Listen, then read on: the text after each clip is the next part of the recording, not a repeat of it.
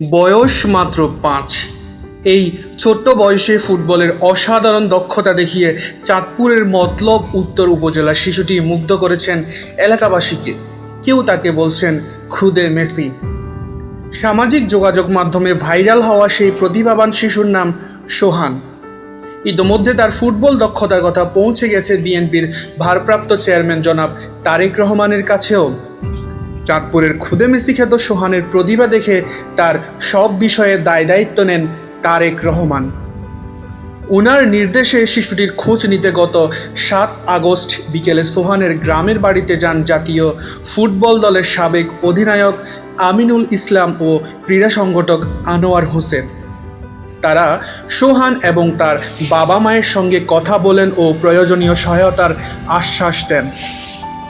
মতলব উত্তর উপজেলার ক্রীড়া সংগঠক শামসুজ্জামান ডলার বলেন, খুদে ফুটবলার সোহানকে সহায়তা দেওয়ার জন্য বিএনপির ভারপ্রাপ্ত চেয়ারম্যান তারেক রহমান আগ্রহ প্রকাশ করেছেন এবং শিশুটির জন্য কি কি সুবিধা নিশ্চিত করা যায় তা নিয়েও আলোচনা হয়েছে।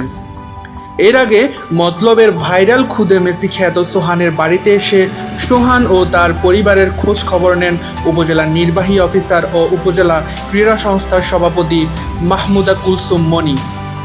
চাঁদপুরের মতলব উত্তর উপজেলার ৫.৫ আনি গ্রামের সাইকেল মেকানিক সোহাল প্রধানিয়া এবং গৃহবধূ রেহানা বেগমের ছোট সন্তান সোহান।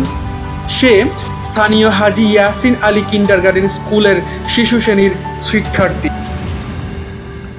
সোহানের প্রশিক্ষক তার বাবাই। প্রতিদিন ভোরে বাড়ির উঠোনে কিংবা পাশের সড়কে তাকে নিয়ে অনুশীলনে নামেন তার বাবা সোহেল। নিজে ফুটবলের প্রশিক্ষণ না থাকলেও টেলিভিশন ও ইউটিউব দেখে ছেলেকে শেখাচ্ছেন বিভিন্ন কৌশল। সরেজমিনে দেখা গেছে লিকলিকে গড়নের ছোট্ট সোহান বল পায়ে নিয়ে প্রতিপক্ষকে কাটিয়ে এগিয়ে যাচ্ছে গোলপোস্টের দিকে। তার ড্রিবলিং, নিয়ন্ত্রণ এবং সাহসিকতা দেখে বিস্মিত হবেন যে কোনো ফুটবল প্রেমী। খাওয়া দাওয়ার প্রতি খুব একটা আগ্রহী নয়, ফুটবলই যেন তার নেশা। তবে চরম দারিদ্র্যের মধ্যে বেড়ে উঠেছে এই ফুটবল প্রেমী শিশু। সাইকেল মেরামতের আয়ে চলে সোহানের পরিবারের জীবন। বসতঘরটি নড়বড়ে টিনের দোচালা। এমন অবস্থায় সোহানের প্রতিভা বিকাশে সরকারি সহায়তা অত্যন্ত জরুরি বলে মনে করেন স্থানীয়রা।